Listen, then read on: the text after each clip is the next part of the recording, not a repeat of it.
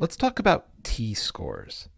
So there's going to be times where you cannot use a z-score. If any of those z-score proofs do not actually work, in that case, that's when you have to use a t-score.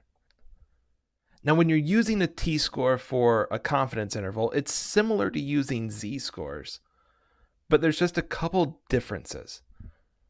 First of all, the shape of the t-distribution curve is dependent on something called degrees of freedom. And we find our degrees of freedom by taking n minus 1, our sample size minus 1. So if our sample size is 100, our degrees of freedom would be 99.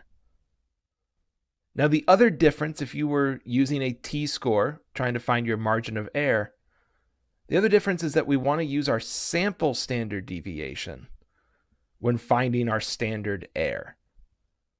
So typically we would be using our population standard deviation.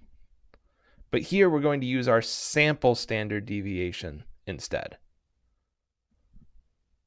So in Excel, we can find the t-score that we have to use by using equals t dot inv. It's going to need your probability and then your degrees of freedom. This is our equivalent to using norm.s.inv when we are using t-scores instead of z-scores.